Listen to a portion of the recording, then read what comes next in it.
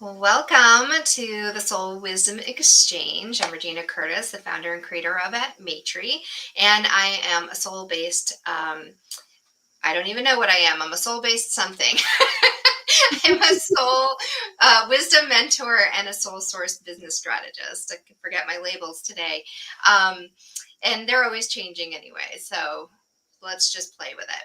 Anyway, welcome to the Soul Wisdom Exchange. This is where we have conversations with different soulpreneurs, people who are really using that soul guidance in their life and in their business. And today we have Rebecca Eckland, and she's going to have a Soul Wisdom Exchange with us. So, Rebecca, tell us a little bit about yourself and about the work that you do. All right, nice to be here. Thank you so much, Regina. Yeah, absolutely. So yeah, this is great. I'm happy to share all of the things that are happening, which is exciting. I guess just to begin with, I am a writer.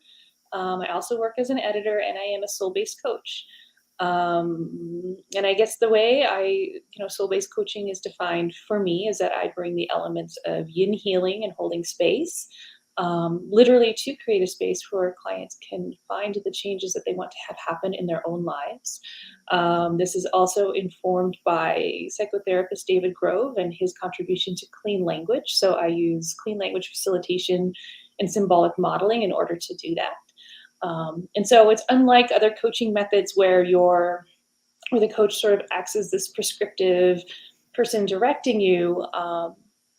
With clean language, really the point of it is to create a space in which the client can truly exist with their own soul knowing and metaphors that we normally don't get to dive into because conversations sort of tend to pile up, right? One person says something and then someone else will offer their feedback based on their own personal experience. And so pretty soon what we initially started off with kind of gets buried.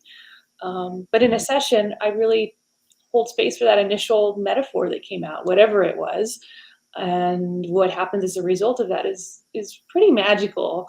Um, Having just come out of facilitating a training or assisting a training this morning, I think one of the things that defines this work is that often even the client's surprised. They're like, I didn't think I was going to say that. And so it's this beautiful kind of like unfolding of the knowledge that's like literally in your body already. I love And it. I bring that to my work as an editor. It's a little bit more difficult to explain. And I was talking to a prospective client on Friday, and I admitted like that word even still grates at me a little bit because I feel like it's The so word masculine. client. Yep. Editor, actually, Oh, yeah, editor. Okay. because it's like that's the person with the red pen, and that's not at all kind of how I feel. Rather, it's more like I hold space for clients to really make what they want to have happen in their stories and in whatever it could be. It could be their website copy. It could be a novel. It could be whatnot. So not to say that I'm not there to offer feedback per se, but it shifts the power, I guess, dynamic for me. I kind of collaborating a bit more than directing. Maybe that's a better word. I think that's a great exploration, right? And it's very resonant with the way that I do work as well. And in fact, I was exploring the other day with a colleague of mine how one of the things that I really love doing is connecting people, right? I love connecting people that align together, their work is harmonious. I love having these kinds of conversations, right? And what I was saying to this friend and colleague was that sometimes I feel that my audience, let's just call them my audience, really sees the work that I do in a collaborative space as far as, collaborations with other leaders and creating those kinds of spaces, and not always as much get the sense of the work that I do with individuals, because I speak so much about collaboration. And when I'm talking about collaboration, I mean it from the sense of you and I come into a space and we work together. Sometimes you're my client, sometimes we're collaborators, sometimes you're my mentor, right? Like to me, those relationships all function in the same way because we're both coming into it bringing something, bringing a need, bringing gifts, and communicating back and forth, sharing in that space. So it's interesting that you have that kind of resistance to the word editor, because for me, like, I have a little bit of a resistance to the words healer or teacher or coach, even because, again, it's not like, I don't feel like I'm the one like, here you go, here are all the steps and this is what you do, but more that we go on an exploration and we explore together. Yeah. And it's so interesting that you say that because I think one of the things that I found that drew me to this work, and that really continues to resonate with me is I've been in situations where people have looked at me and said, "Well, you're the expert. You need to fix this, whatever this might be." And I that never really settled well with me. Mhm. Whether and it wasn't because I didn't know, right? Like I've been to graduate school. I've written a lot of papers. Um, right. So it wasn't like a knowledge thing or even a confidence thing, but it was like an energetic thing. Um, and I guess maybe some of us just have different energy patterns. And for me, really to hold space, to listen deeply, to ask questions and be curious. To me, that energetically aligns with who I am as a person, and I think I'm much more effective that way in helping others. But it's different. It's a different alignment, I guess, is kind of what surface is. Would you say, so let's talk a little bit about your soul wisdom languages for a moment. So, just as a reminder for anyone watching who hasn't seen this before, to me, I define soul wisdom as our authentic ways of knowing, how we receive information, how we process it, our ways of being in how we express that information, right? How we express ourselves and how we integrate that soul wisdom um, into our actions, right?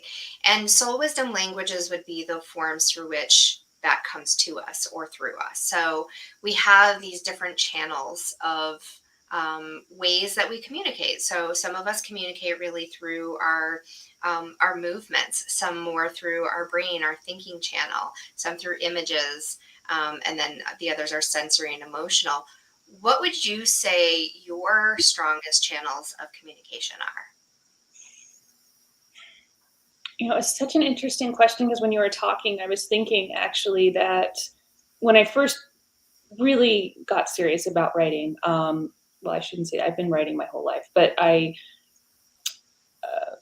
in my mid 20s, I applied to get into what's called a Master of Fine Arts program, and I was focused on fiction at the time.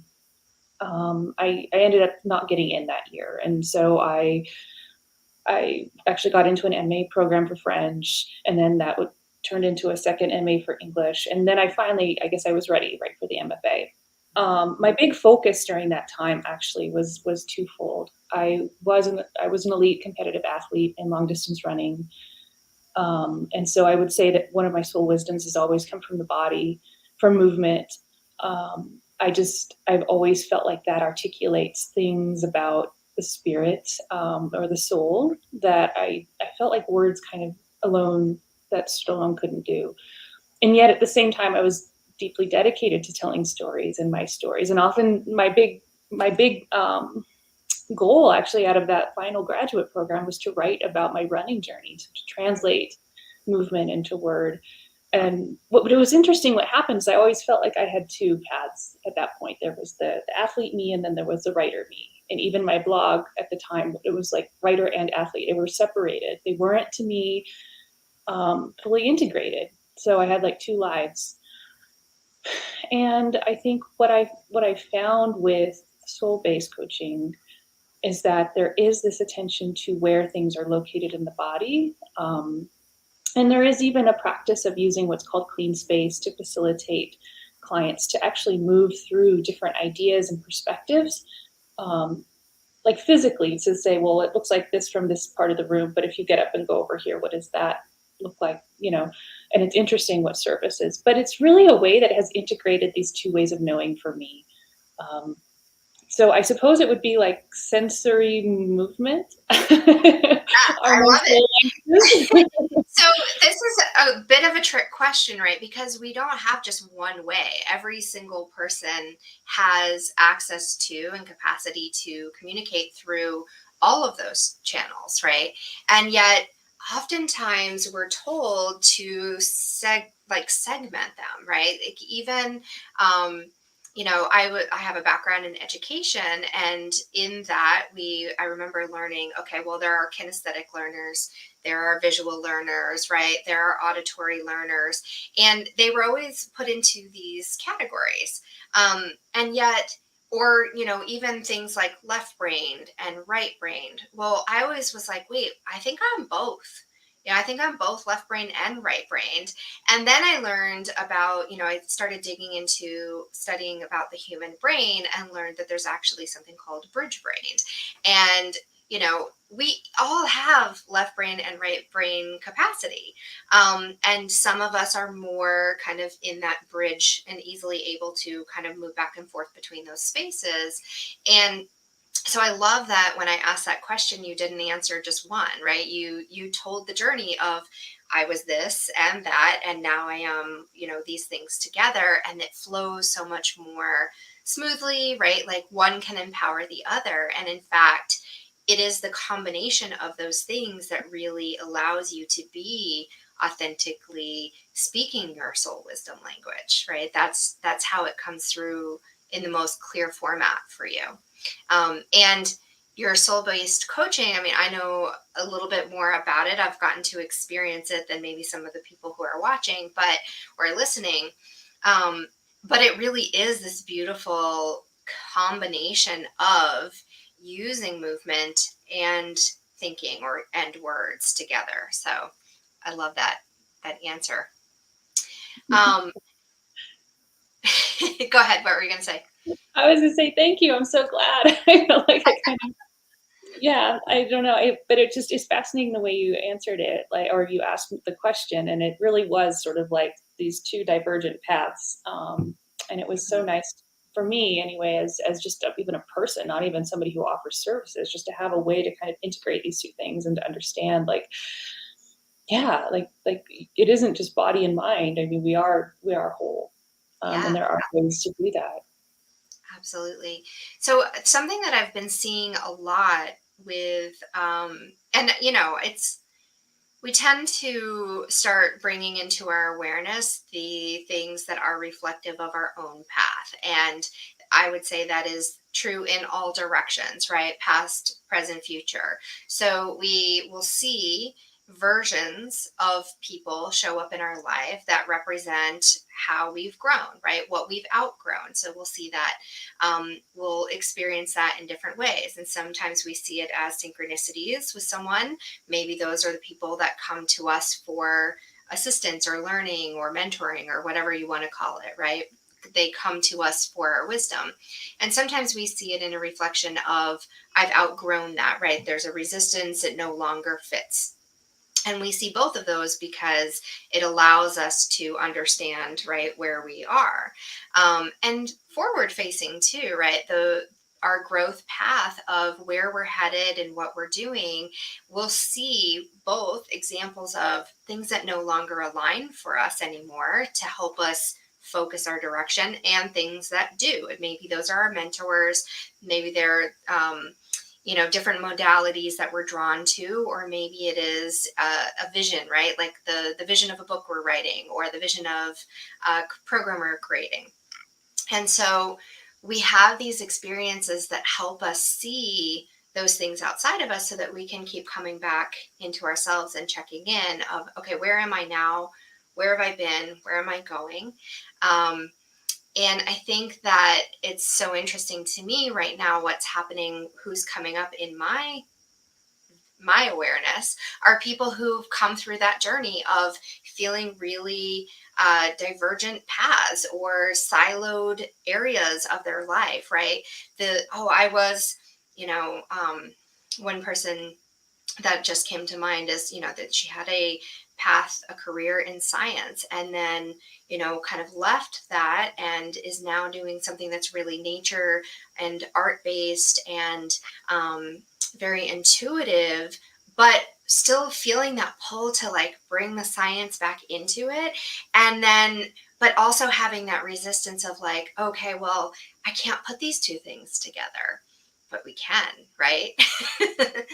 Yeah. So that's, it's beautiful that that came up for you. And I think it's really important conversation to be having right now for people, because there is a lot of draw to that of, okay, I was this and that, but now how can I bring these things forward with me into where I am right now? Mhm. So how do you use clean language and clean space to help someone do that kind of work? Well, I mean, it really is based on what the client wants to have happen. So and that can literally be anything. I've seen clients who want to understand their next steps in building their business, who are going through transitions in life, um, meaning maybe one person was moving from full-time work to retirement. Um, it can be more writing based as well. I do help. I tend to also have that side of me because I am a writer, to offer that guidance and that space for somebody who needs just some support or the space to let their projects grow. Um, so what it typically looks like in soul based coaching is it opens with a question, and what do you want to have happen? Mhm. Um, and I think it's just important to pause there and kind of stay with that question and what it invites. I mean, how often in life are we ever asked what we actually want, right? First, I mean, I think that's one of the draws of it. Is just this beautiful invitation to like say what you actually want. Which, if you've not been accustomed to that, it's a hard question to actually answer. I was going to Um, say, let alone given the space then to actually answer it. Because, like you said, we're not often asked that question unless it's like a snap decision, right? Do you want this flavor or that? What do you want for dinner? What do and we're accustomed to making these like, okay, I just need to make a decision. So I don't really have time to think about or feel into or get up and walk around and decide, right? Depending on what your ways of knowing are. So giving space, right? So that's an important thing, asking the question and giving space. mhm. Yeah, and that's really the first step. Um, and then from there, it's interesting just to note that a lot of what I've experienced as a coach is that we have different ways of orienting ourselves toward what we want. And especially for somebody who's really new to coaching, although not actually I say that, and I don't think maybe that's not true, but a lot of times we come into, we seek assistance or we seek out a coach or an editor or somebody, because we know what we want, but it's more or less oriented in, I don't want this anymore. I hear that a lot. Like, I don't want to be sad. I don't want to be blocked. I don't want to have this job.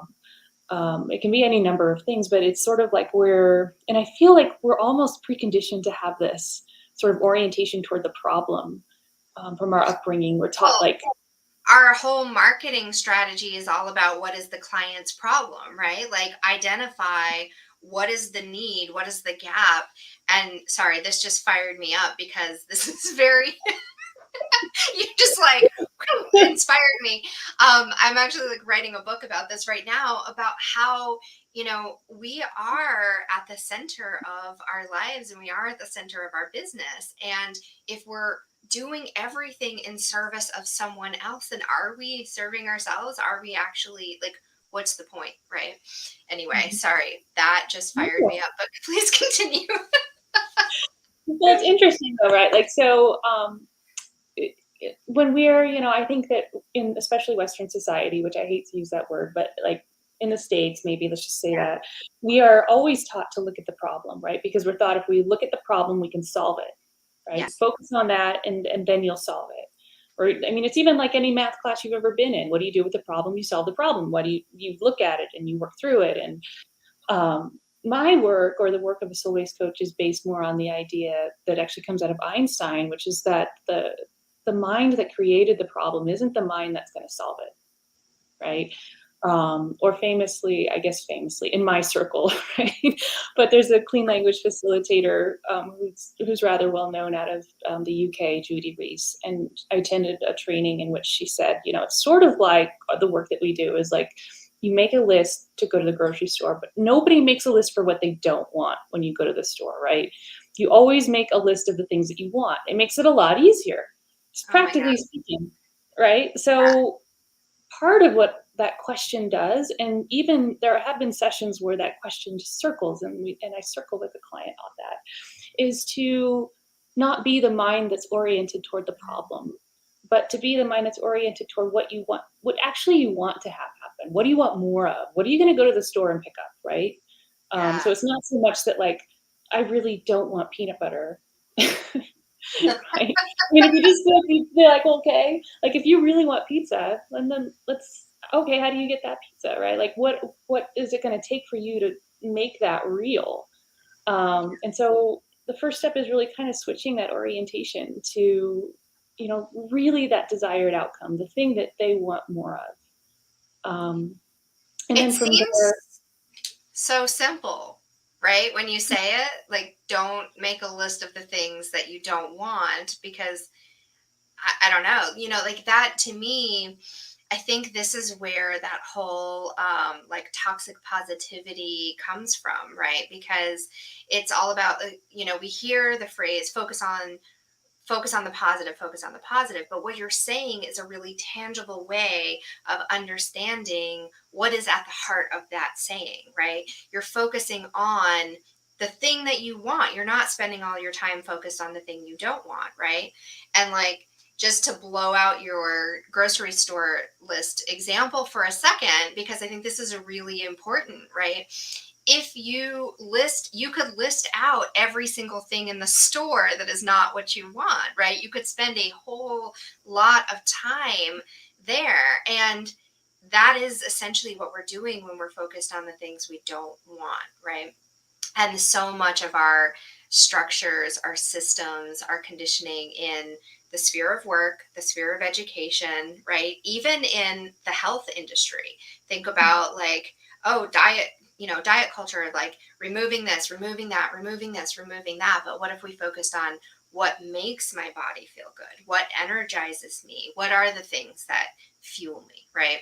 So a little bit of a tangent, but I feel like we needed to like just let that settle in because you move through it really quickly. And not that that's a bad thing because I think it is something you're really attuned with, but it's so potent. So I wanted to just spend a moment there. yeah, no, it absolutely, and I mean, it's like they say, where the attention goes, so the energy flows, right? Yeah. And so, and even just in terms of our own perceptions, and I guess that's also kind of the power of this work. I mean, we are the creators of our own reality, in so many ways, and when you're fixated, and I don't mean it in like a judgmental way. We all get in these mindsets. Even I get in these mindsets, and I just I'm trained not to. It's just Right. normal human behavior. But we do have a tendency to sort of latch on to what we don't want, and then just to let that kind of fester. And not to say, and this isn't like a spiritual bypassing either. When I talk about soul based coaching, it's not to say that it's like we're just going to talk about unicorns and rainbows and frozen yogurt all day. Like it's, I mean, there are moments in a session when, and it's inevitable that something will come up in a client's and their system, inhibiting patterns, um, which are oftentimes once resources that have outgrown their usefulness in the system, but they're still there, right? And so we talk about those things too.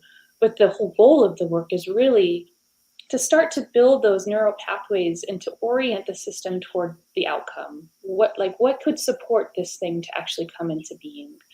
Um, if it's, for example, if a client would come in and say, I don't want to be in my job anymore, and maybe the flip side of what they want is like, I really want to have more control over my free time. I don't, okay, well, what needs to happen for that to happen, right? Like, what kind of mental structures first, do you need to have in place? And then from there, like what sort of physical structures? I mean, it's a little bit less like that, but I mean, that's kind of the idea behind the coaching is just to build on that desire and to make it real. But they're making it real. It's not me. I just ask the questions.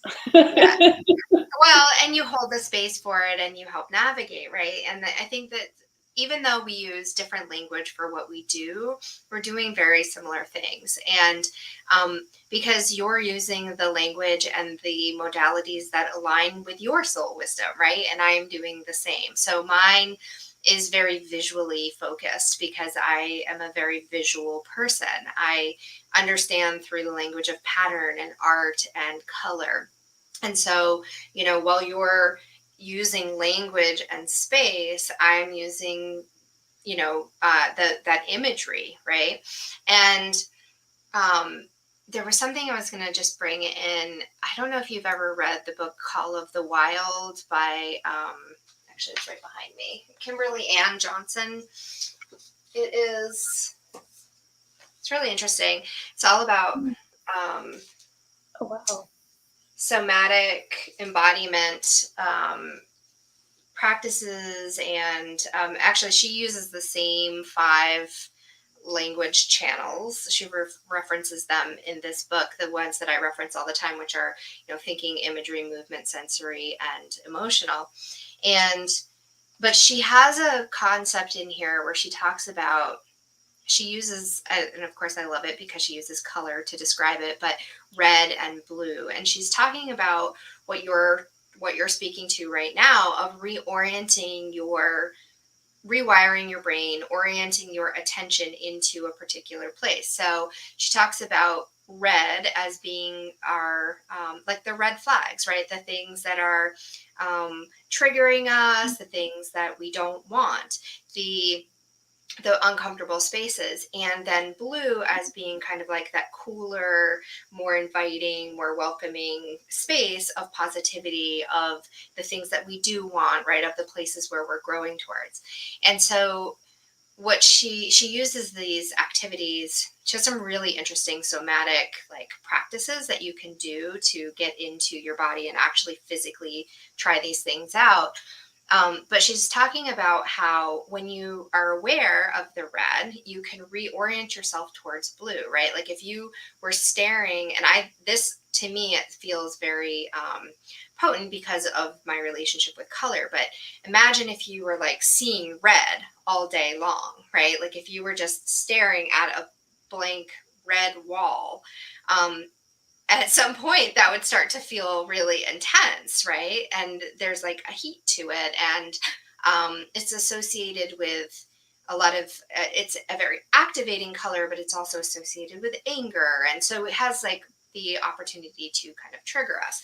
Now, not to say blue wouldn't be for triggering for some people too, but if you had a moment then to just kind of look at the blue, right, after staring at this red for so long, it would feel really like, okay, a little bit of a rest for my senses, a little bit of a rest for, bringing the temperature down, bringing the coolness factor into it.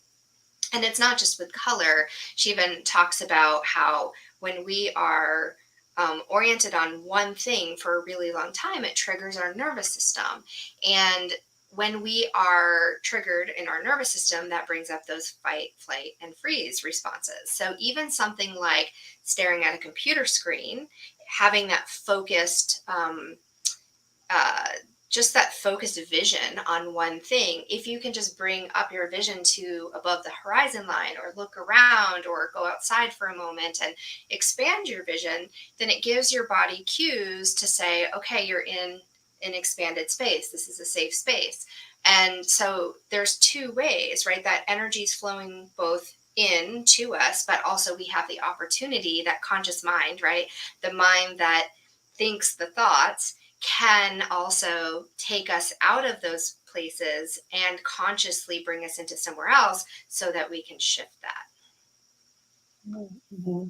Yeah, absolutely. I love that. It's really interesting, and the colors is an interesting like way of, yeah, of articulating that. Yeah, I think there's so much power in like even just shifting perspectives. I know that sounds so simple, but I think too a lot of the times is like what we can offer people is really just that opportunity within a safe space to just shift that perspective just even slightly, right? It can Yeah, be so powerful. yeah, it definitely can. Um, And so I love what you do with movement because so I'm going to talk a little bit about an experience that I had with your work recently. So Rebecca's actually going to be one of the wisdom leaders in our upcoming program, The Missing Link. And is it okay if I talk about this a little bit? Are you Yeah, okay with that's it? great. Okay, I'm beautiful. Um, sorry. so we had a wisdom leaders retreat on Thursday of last week, and and Rebecca led us through an activity. This is one of the activities that will be a part of the program for anyone who's interested. Um, and we actually, tuned into something that we were wanting to shift or change, and then physically moved around our space. And it was fascinating to me because I sit in this chair or in some other chair in this space, right? Like I stand, I sit, I have another chair, I switch them in and out. But generally speaking, the perspective that I have in this office is oriented in this way. And I see the things behind me on the video screen, but what I see in front of me is a very different scene. And I had all these insights moving around in my space when I actually went to the door and looked in from the door and sat in the corner over here and sat in the corner over here. And I was able to not only see what I'm seeing from a different perspective, but I was also able to see into my own space through a different perspective, which was enlightening. Um, and one of the things that came, one of the insights that came in is that it doesn't make sense without me in it, right? When I look at it from outside, it just looks like a bunch of stuff. And there was, my chair was empty and it was just sitting in the space where I would sit. Um, and of course, that really resonated for me because the program that we're doing and what I was thinking about and what I was exploring was, why is it so important for people to understand that they are the missing link in their business? And it's because that's how it all comes together, right? When you're absent from your business, none of it makes sense. So you, the person, have to be central. So anyway, that was one of the insights that I had. But I wanted to share that because it's just really, really interesting to move around in your own space in a way that is as an observer rather than as the doer. Mhm. So thank you for that. Oh, thank you, Regina. That's so fascinating. I love listening to just the insights that come up and out of it. And it is a little bit different. So in this sense that I was facilitating for a group, Hmm. um, so a lot of these insights participants were writing in to themselves. So it isn't like I ask for any iterative feedback in the moment. The only thing and that Regina really experienced were a series of prompts or questions, Hmm. inviting her to do certain things in the space. Um, which is, that's part of the work that I think is really interesting is there's this huge, as a facilitator, you have to have this deep trust in the process, that it is going to work in spite of like facing incredible unknowns. Like hopefully no one's like, and especially with this one, because at least if we were in the same room, I could kind of, see people moving around or not moving around, but literally there wasn't. I mean, so it was really super fascinating for me to facilitate this online for a group. And I Hmm. guess the only difference would be, I have facilitated one-on-one with clients, and it tends to be a little bit more of a, there's a little bit more of they can vocalize kind of what's going on for them in a specific space. And anyway, but it was super fascinating Yeah. to facilitate as well. But I think, again, kind of what for me, where the power resides, um, is all the possibility that can be held in holding space, and really, uh, part of the struggle. I don't want to say struggle, but the hard part about I think being a soul based coach is I think that we always have this, and it's very human. Like we want to comfort, we want to fix, we want to, we Hmm. see someone crying, or we want to help them, Hmm. especially people who are drawn to this kind of work. And that's actually not what I do. What I'm responsible for is for creating and holding the space for change and insights to happen. and asking very specific questions using language in a very specific way that reinforces like my distance almost and your complete ownership of what happens in the session. Um, yeah. So yeah, I super love it. I think it's an interesting way in for people to explore ideas, desired outcomes, their own inner landscape, and to be surprised by what's there, in usually a good way. I mean, I've never, yeah. Sometimes the Yeah. surprises that like throw us a little off guard can lead us to those beautiful insights. So there's a comment from Beth Sosner. She says that sounds amazing. I do inversions for that change of perspective. That's another way of looking at it, right? That's our movement channel of communication. So she says, do you think this exercise helps to set up your space to make it more inviting and comfortable? Hmm. That's a really interesting question. I mean, yet it could absolutely be used in that way. So essentially, the exercise, the first step is really to have some sort of idea or desired outcome or thing that you want to know more about, and then you have to actually like find a place for that. So the exercise is usually done using post-it notes for their wonderful ability to stick to whatever surface. Because I mean, it really is like, where is this? And so you would look around. Is it a wall? Is it on the floor? Is it on the ceiling? Is it in a different room even? And then once you have your topic in a place where you want it, then you need to find your relationship to that object in space as well. Like, where does this actually feel accurate? Are you facing your topic? Maybe it's really far away, and that's how it feels to you right now. Maybe actually you're not facing it. Maybe it's behind you, and then you start to like learn through the space itself. But certainly, if you were to ask a question, where is comfort in my space? And then you would start with this, and then the exercise actually asks you to find different spaces after that initial relationship. And then the number of them is somewhat important. I had a shortened version for the one that we went through. Um, but basically, you can create a network of spaces from which different pieces of information.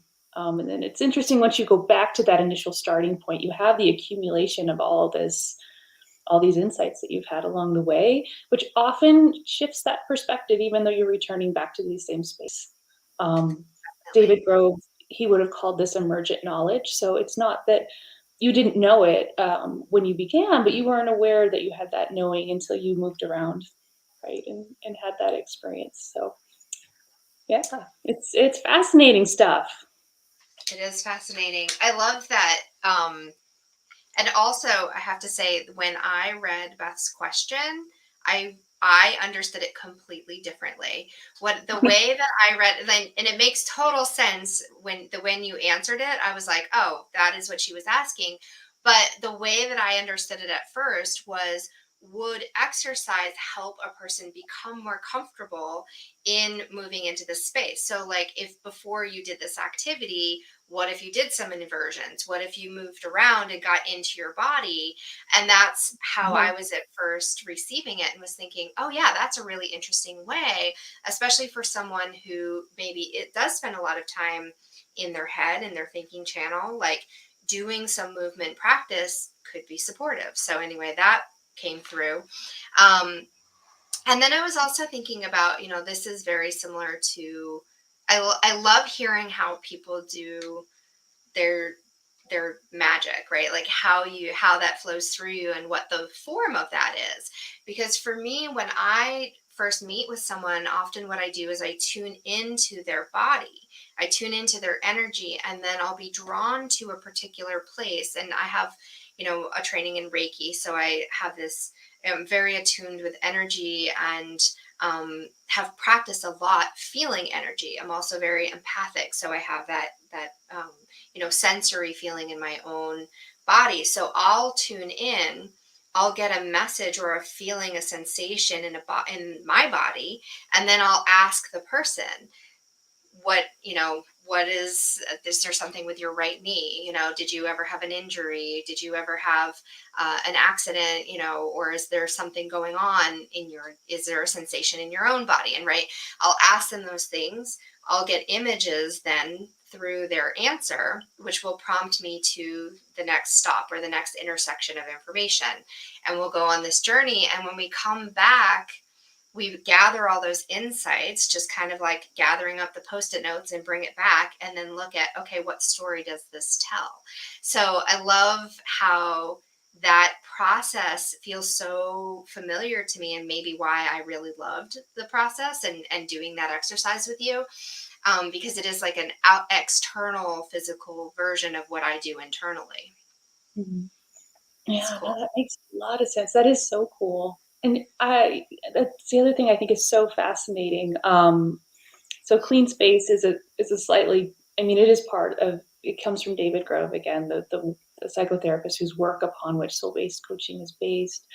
Um, but the other thing that resonates for me when you say that, another thing that we often do in just in this more of a verbal, a language-based, soul-based coaching session is I often ask clients where things are that come up, whether these are symbols or attributes of their landscape. And I think it's a fascinating question because we don't often ask that of things that aren't literally in front of us, and yet everything has a space and a location that we can think about, right?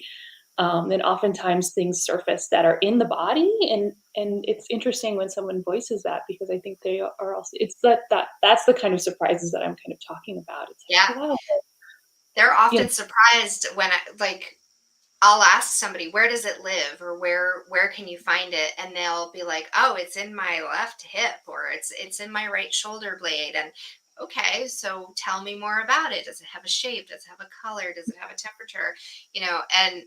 And it's so interesting because I think a lot of people, when they get really comfortable with doing that kind of work and exploring in that way, it comes really easily. But at first they'll often be like, I don't know how I know this, but, or this may sound weird. Like, no qualifiers necessary, right? We can just explore it and let it be whatever it is and however it's speaking to us. yeah, absolutely. I love that so much. And often, especially someone who's new to this kind of modality, sometimes it's like, I don't know. And then, the system, as it wakes up to its own self, kind of, oftentimes it'll come out later, like, oh, wait, that's actually, it's in my solar plexus or any number of locations. Yeah, So Beth says somatic sensations are a beautiful exploration. Absolutely. And yeah, I think that there's so many ways we can come into this kind of work, this kind of exploration. Um, and it's just a fascinating, to me, I think it's just a fascinating wonderland of like possibility. So um, I love it. I love that you're doing this kind of work and that you're sharing it. And um, so, yeah, so tell us a little bit about like if people want to work with you, how can they find you? What kinds of services do you offer? well, I'm on all the social media, so Facebook, Instagram, Twitter, LinkedIn. I also have a website, RebeccaAEckland.com, that tells a little bit more about my story, about soul-based coaching and writing and how all those things align.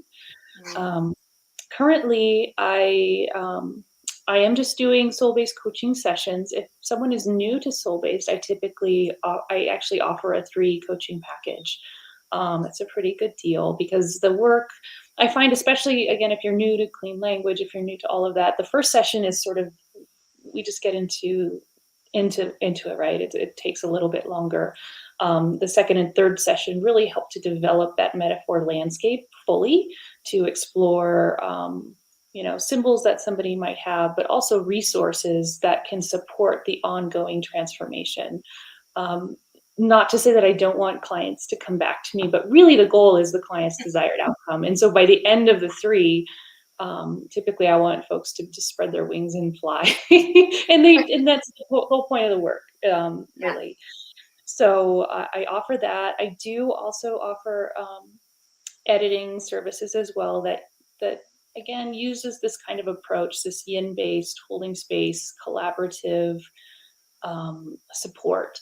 That one is a little bit less defined, just simply due to the nature of it. I've worked with writers who have novels in process. I worked with a woman who was working toward her PhD and needed a support for her dissertation. Um, so really, I mean, it's really the whole gamut of things that I could work with somebody for that. And so I can't really say what it looks like. It's sort of an individualized collaborative support structure. So if someone was interested in that, I'd love to chat with them. And either or, I do offer free exploration calls. So I can hop on a call with anyone and we can talk about what they would like to have happen and explore what that would look like through the soul based coaching lens exclusively if they're looking to develop something, some sort of outcome in their lives, or if it is really more of a literary based project. So yeah, that I'm super easy to get a hold of.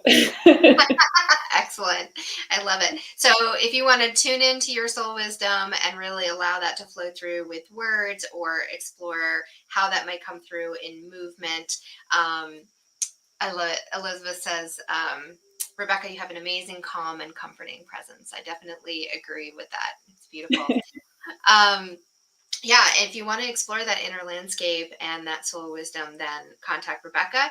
And if you want to do that in a larger container, we also have the missing link where you can come in and get a little bit of taste of the different wisdom flavors of each participant, each wisdom leader, and explore that together. So I'll drop the links in there, including your social links and your website.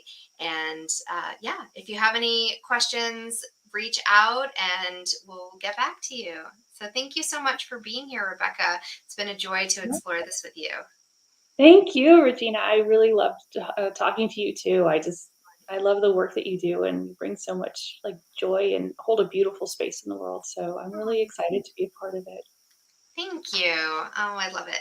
Well, we will chat more for sure, and you'll find us doing other collaborations and chatting together too. So have a wonderful day. Thank you for being here. If you were here live, and whenever you're watching in time and space, it's exactly the right time. All right. Have a beautiful day.